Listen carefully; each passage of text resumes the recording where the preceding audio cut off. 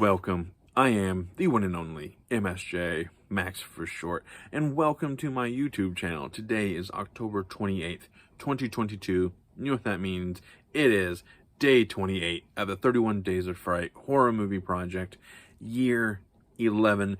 There will not be a day 27, just due to the fact that I had an opportunity to do something that I've never gotten to do before. Go meet Kevin Smith, get his autograph, watch Clerks 3 for the first time. So, expect that review next month, for when I do Nerdvember, which I'm very excited to do. It won't be a full month. It just, like a week straight of watching nerdy movies and talking about it. But anyways, but yeah, I chose to do that. I really hated to miss a day, but this is an opportunity that I just couldn't pass up, and it's been booked since August. So yeah, it was something that just could not have been done. And missing a day isn't all that bad because I've missed another day, but the days that I've bunched up or doubled up on or just plain out just didn't do, have been for good reasons. They're never like, oh, I just don't want to do it or this. It's always been like, I'm exhausted, or I'm rather spend time with my wife, or go have amazing experiences, with the pumpkin patch and Kevin Smith, and just doing that with my wife as well. And it's just like, yeah, I just rather do those things than then just sit here in front of camera. So they're legit priority reasons. So, and sleep, that's a high priority as well. But but I still consider this month a success. And as you can see with the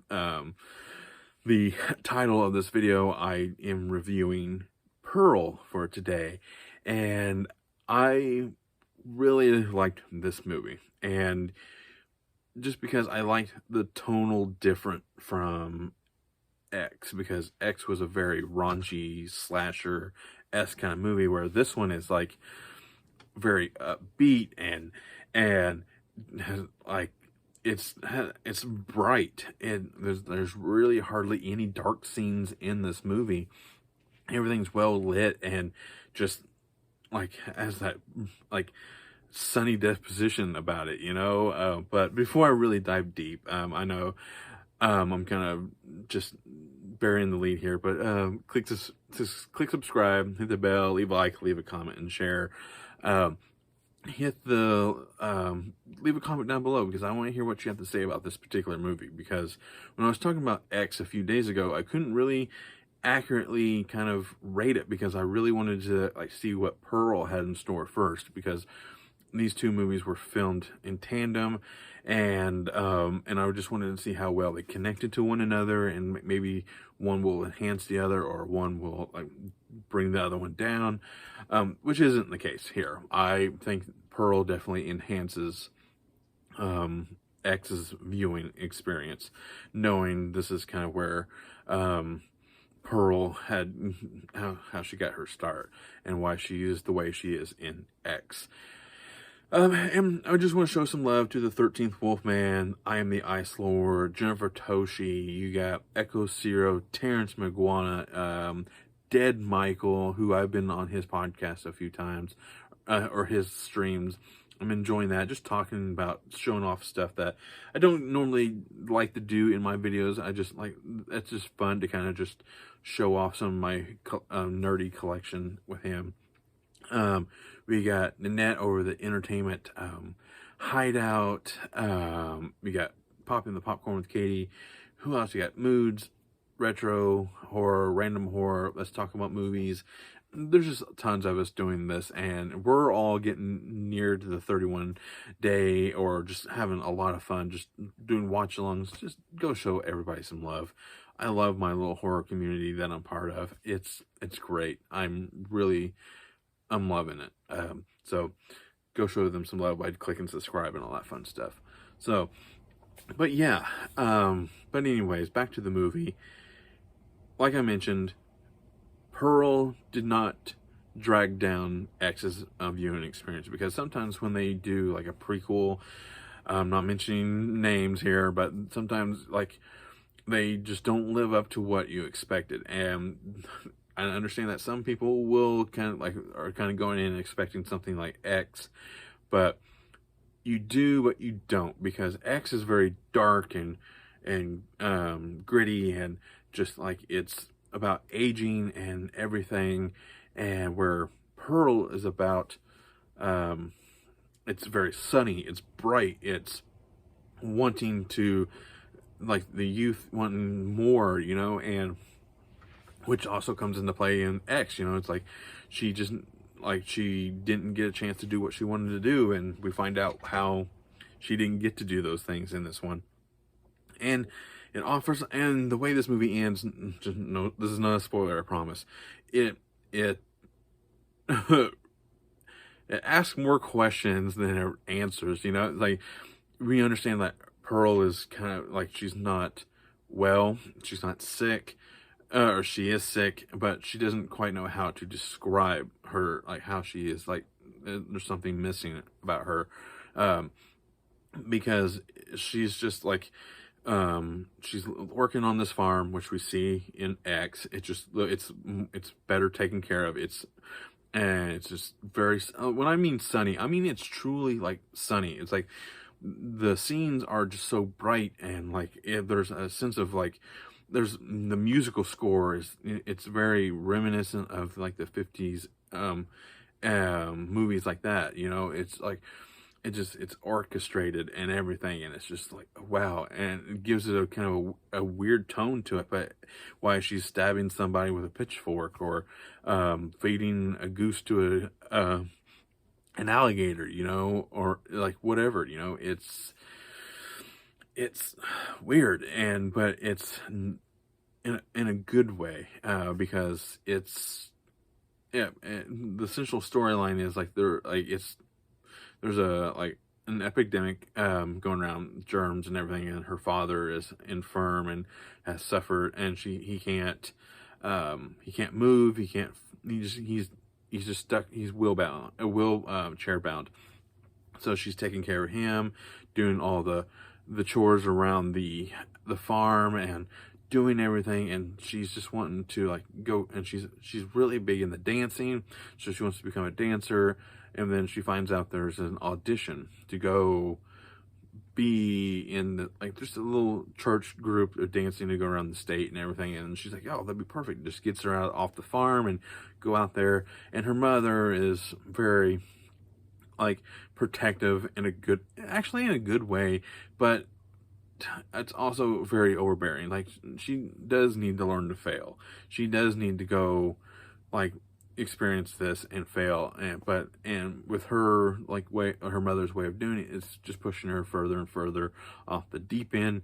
And then finally it cracks, and when she finally jumps into the deep end, it's like chaos ensues. Like, people start dying, and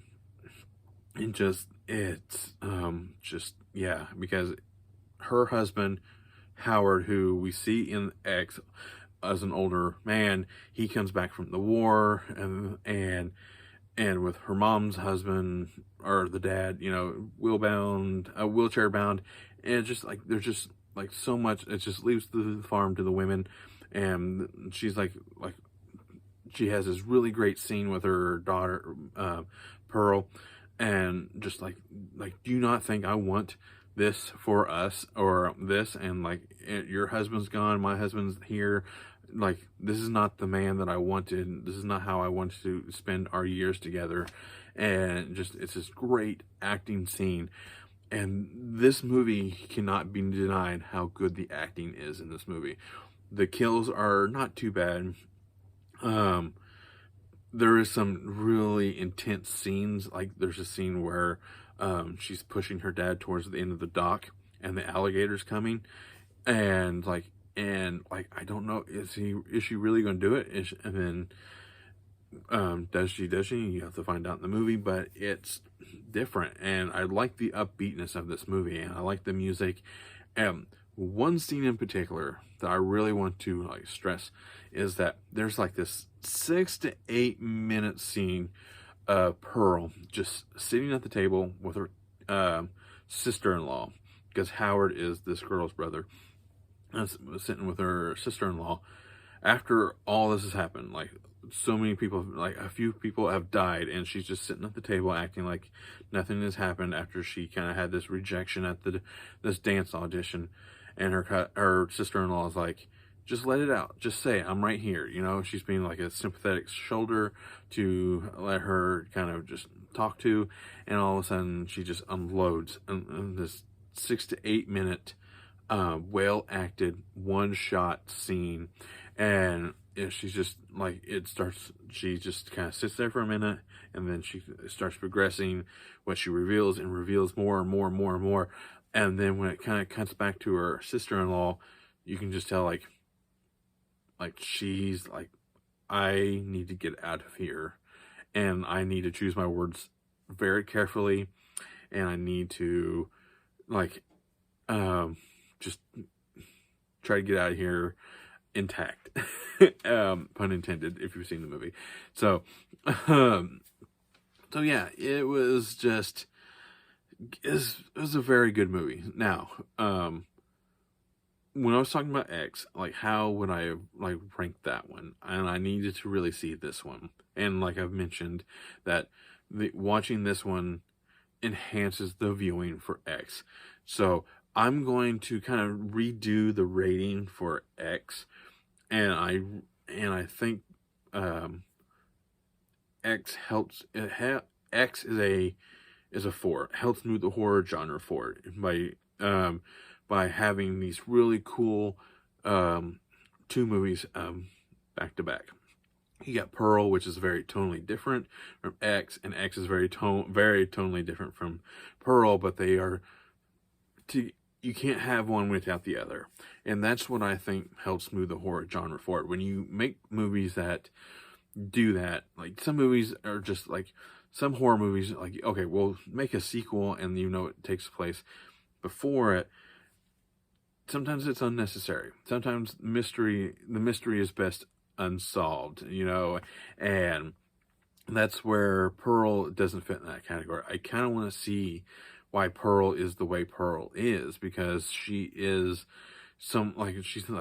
thinks there's something wrong with her. She's doing stuff that doing things that her mom may not think that she's watching, but her mom has seen all of these things, and she's just there's just something unwell about Pearl, and she even calls herself out on it, and she just doesn't know what's going on. And that's what that 6 to 8 minute scene was all about. And it's just her just trying to like, I don't know, I really don't know. And it's just a very well acted scene. Mia Goth is just so good in this movie. Her smile, and it's just like, and her singing and her dancing and just her general sense of wonder throughout the whole movie is like, her acting ability for all that is just so good. She's just like, hi Charles, hi this, when she just runs to the barn because she meets this projectionist who's kind of like, her husband's off the war and we don't know if he's dead or alive or what. And she's just like, like, this guy is kind of showing her some serious like attention that like maybe like Howard has never done.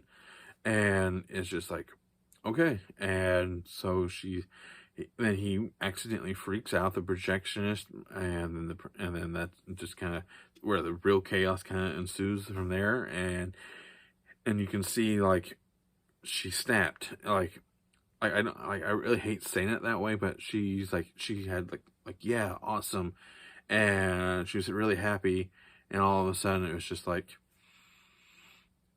you see him, like, there's a line in the movies like you've gone cold on me all of a sudden. Like, what did I do? And it's like, nothing. And you can clearly tell he's kind of freaked out about her. And so and then just kind of like, you kind of really see like her gone. She's like what she's like turned into the X, just at a very young age. So, and like the questions that are unanswered, like how did she get away with all this? And how did like Howard why did Howard stay with her for so long? And prior to going to the war, like what made him go to war and everything. And it's not a spoiler because Howard's alive in the first in X, so it's like him coming back, and like I want to know like what made him stay, and so it's like there's so many more questions, and I think they're making another one called Maxine, so that's interesting. I'm just like I'm just excited. I really like these two movies back to back, and I think these two movies as a whole are a four. Helps move the horror genre forward. They're still not quite a horror classic due to the fact that time will tell on these two for sure. They're definitely more than average. It's not a one. Best watch with the group. I had more fun watching these by myself. I really did, just because it's just you could focus on the movie a little bit more and like pick up the details and stuff like that. Not saying you can't watch it with a couple people, but I think the viewing experience for X and Pearl is best left by yourself. And then more than average. It's definitely way more than average, just due to the acting, the story, the connectivity between the two. Even though there's very little crossover in connectivity, but the biggest thing is that Mia Goth's character, just and this just the through line of her just just not succeeding, and then she's snapping, and she's has this past, and we see it in Pearl. So, and then it's not, like I said, it's not a horror classic yet. These two aren't horror classics. Time will tell on these two. Give it about 10 years, and if they're still being mentioned and like within the horror community and everything, they may be a horror classic. But as of right now, as it stands, it helps move the horror genre forward, in the fact that you can have a really good prequel and a sequel duo, and have just good storytelling, and the kills are great. The gore is not that bad. It's not overbearing. It's done decent. I wasn't going in expecting like blood and guts everywhere, but there is enough to make you kind of unnerved a little bit. So, but yeah, like I really enjoyed this movie overall. I was like pleasantly surprised how good it was, and the tone was different. Like I mentioned, this movie is very bright compared to X. Like all the kills are basically done, like one particular kill is done in the daylight, and it's just like that's like watching Midsummer. Like this movie right here, very little takes place at dark. Very, very little. And if it is, it's just kind of more people sneaking around, that kind of stuff. But like 90% and like 95% of this movie takes place during the day. And I love horror movies that just embrace the daylight, because you don't like horror doesn't sleep, like you can't. Horror doesn't just horror just doesn't rely in the dark. Like I really like these bright horror movies, and that's what Pearl is. And there is some humor in this movie as well, but these two movies are best watched together. And so yeah, oh man, I almost talked 20 minutes about this movie. But yeah, because I really liked this. I really did. I enjoyed this movie a lot. And so, but yeah, that's all I have to say about Pearl. We're 3 days away from Halloween. I got some fun stuff. I got a really good movie planned for day 31, a movie that I can't believe, like I think I mentioned a couple of videos ago, I can't believe I have never done yet. I plan on live streaming Resident Evil 3 remake. I just did the second one. It won't count towards the day, but it's just going to be streaming. That's what I planned. And then I'm planning on doing something a little different for one of these days. I'm not quite sure which day. I think I'm going to do, Trick or Treat next. This is a movie, that's for tomorrow. And, the 13th Wolfman, he put it on his list, and he bought it from the Dollar Tree, and I bought my copy from the Dollar Tree, and I even asked him, like, hey, you want me to take this off the list? And he's like, no, I want to hear what you have to say. So this movie will be Trick or Treat, will be tomorrow's movie, because tomorrow I have a very busy day, and this will be a good movie to kind of wind down and kind of just hop on, and maybe I'll do a little quick live stream of this, just to kind of so I don't have to do too much editing. But that is all. I am the one and only MSJ, Max for short, and all I can really say is stay spooky and thank you.